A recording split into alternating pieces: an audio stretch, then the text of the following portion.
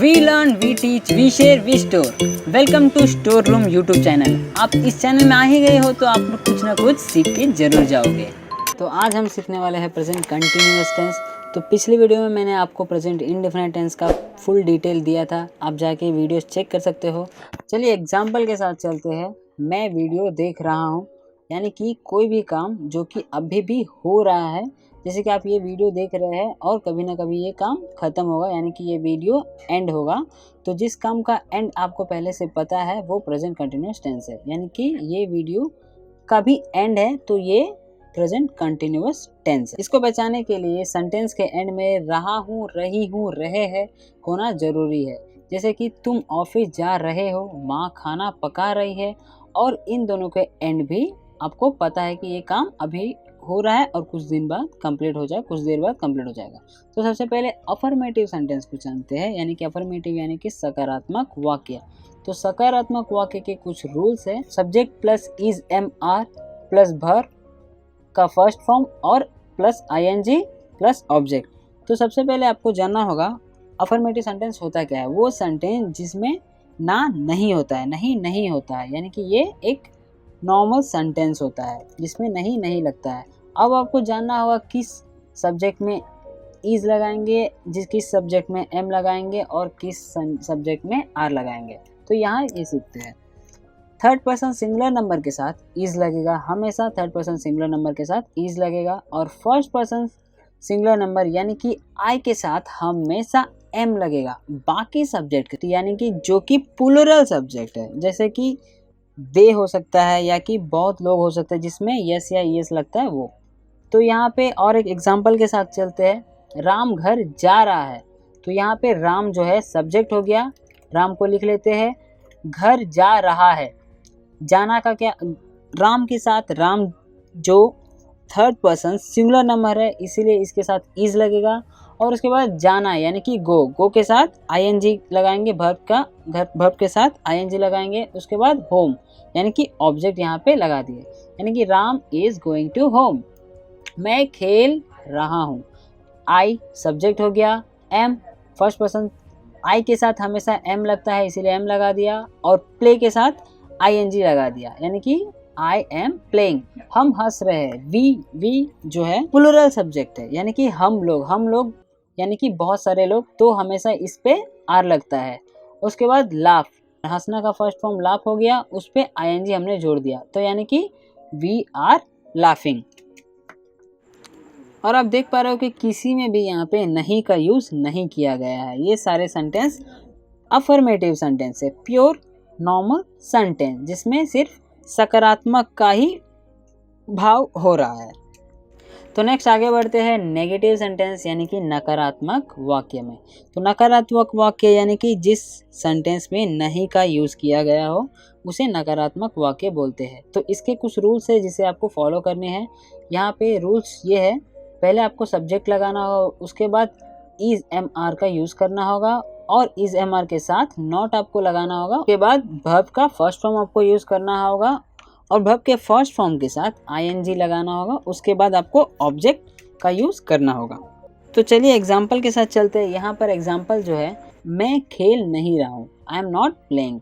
हम हंस नहीं रहे, वी आर नॉट लाफिंग। तो शुरू करते हैं प्रश्नवाचक वाक्य यानी कि इंटरोगेटिव सेंटेंस के साथ। तो इंटरोगेटिव सेंटेंस को आपको सीखने के लिए कुछ रूल्स आपको याद करने होंगे।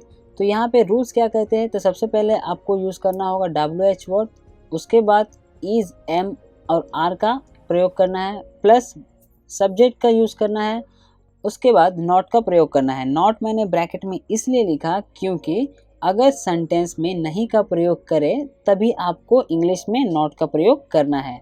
उसके बाद वर्ब का फर्स्ट फॉर्म आपको यूज़ करना है और वर्ब के फर्स्ट फॉर्म के साथ आईएनजी को ऐड करना है। उसके बाद आपको ऑब्जेक्ट का प्रयोग करना है, उसके बाद आपको क्वेश्चन मार्क जरूर लगानी है।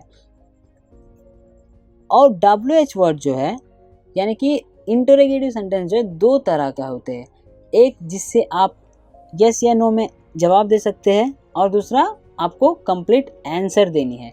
अगर जिस सेंटेंस को आप यस या नो में आंसर दे तो उस सेंटेंस को आप शुरुआत में इज़ एम आर से स्टार्ट करना है और जिस सेंटेंस को आप फुल आंसर देंगे उस सेंटेंस को डब्ल्यू एच से शुरू कीजिएगा।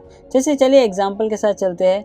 जैसे कि क्या आप खेल रहे हो, तो यहाँ पे जो है आर यू प्लेइंग आएगा, क्योंकि ये सेंटेंस को जो है आप यस या नो में जवाब दे सकते हो, इसीलिए ये हेल्पिंग वर्ब के साथ शुरू हुआ है।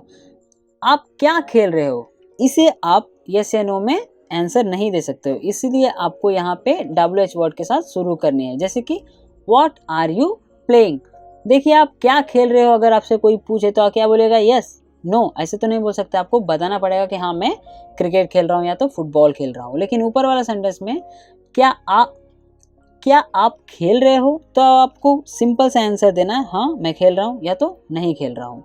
तो ऐसे सेंटेंस में आपको आर यूज़ करना होगा और जवाब देने वाला सेंटेंस में आपको डब्ल्यू एच वर्ड के साथ शुरू करना होगा।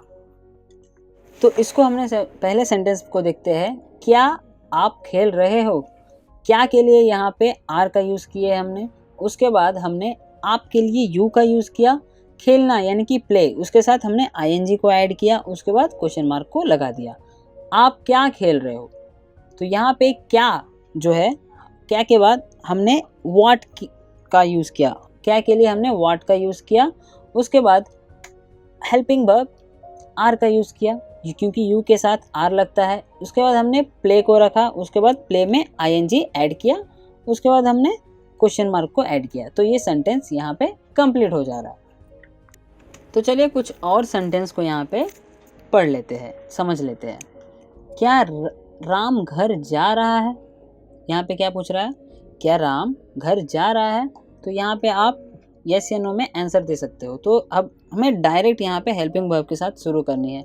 तो राम के साथ क्या लगेगा, इज, उसके बाद गोइंग, गो का फर्स्ट फॉर्म, जाना का फर्स्ट फॉर्म होता है गो, उसके बाद लगा दिया हमने आईएनजी, और होम, उसके बाद क्वेश्चन मार्क। क्या मैं खेल नहीं रहा हूँ, एम आई नॉट प्लेइंग। हम हंस क्यों रहे हैं, वाई आर वी लाफिंग। तो ये सेंटेंस यहाँ पे पूरे होते हैं। तो ये सेंटेंस कुछ है जिसको भी कवर करने वाला हूँ।